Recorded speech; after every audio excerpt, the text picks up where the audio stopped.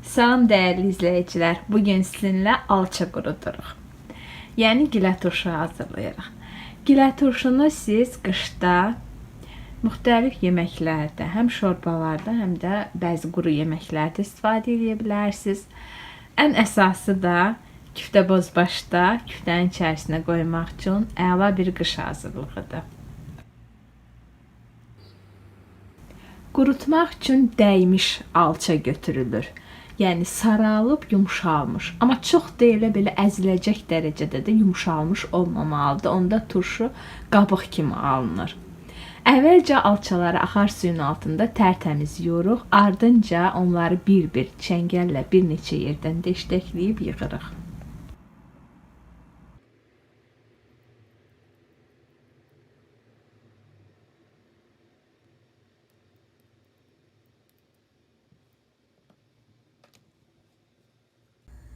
Qabaqcadan qazanda 1 litr su qoymuşduq qaynamağa. Su qaynara düşdü. İndi onun içərisinə 4 dolu xörək qaşığı duz əlavə edirik.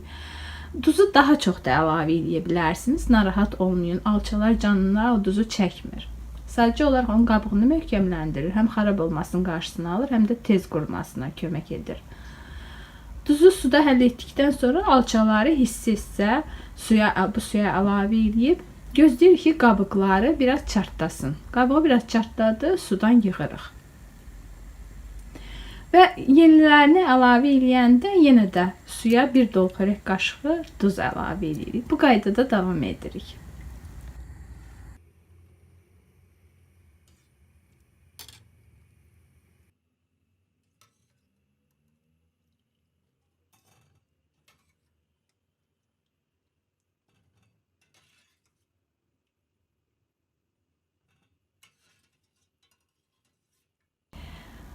Birinci hissə alçalar sudan yığdıq. İndi onları gözlətmədən üzərinə bir pambıq parça çəkilmiş lövhənin üstünə düzürük. Bunu gözlətmirik, çünki qaynar ki sudan çıxarmışıq bir-birinin üzərində. Onlar bişmə davam edir istiliyin təsirindən. Ona görə də bizə bişməyi lazım deyil alçaların. Sadəcə qabığı çartladı, tez sudan yığırıq və düzürük açıq şəkildə ki bir-birini bişirməsin.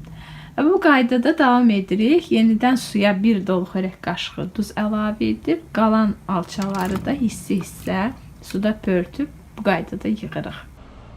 Hazırladığımız alçaları həyətə düşürüb günün altına qoyduq. Cücülərdən, toz torpaqdan qorumaq üçün üstünə sıx toxunuşlu bir pambıq parça da çəkdik sonra. Tam quruyandan sonra göstərəndə siz o parçanı görəcəksiniz. Bu şəkildə günün altında qalır. Alçalar quruyandan sonra görüşərik.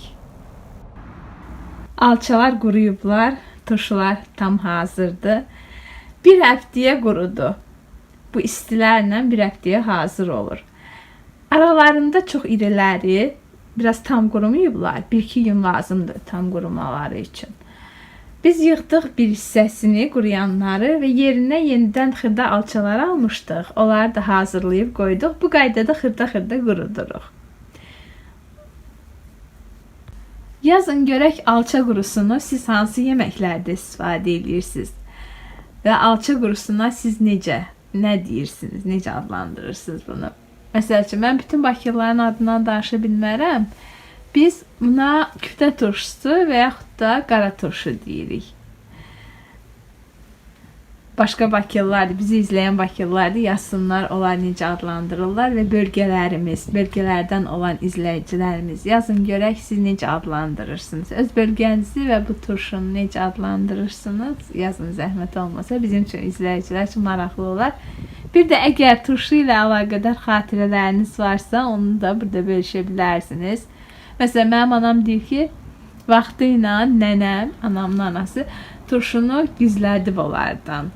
Çünki uşaqlar həddindən çox turşu yeyiblər və belə bir fikir də olub ki, turşu yeyəndə uşaq arıqlayır. Ona görə də deyib ki, hər naz-nemət masanın üzərində olur. Deyib ki, kişmiş ye, amma turşu yemə. Turşunu gizlədib. Sizin də belə bir xatirələriniz varsa bölüşün. Sizin də ananız turşunu gizlədibmi sizdən? Yazın gəlsin. Belə bir gözəl paylaşımı da sizinlə etdik. Əslində var kanalımızda, amma yeni izləyicilərimiz köhnə videolar görmürlər. Onlar üçün ara sıra belə yeniləyirik. Bu qədər. Əgər videonu bəyəndinizsə, like etmək yadınızdan çıxmasın. Hələlik.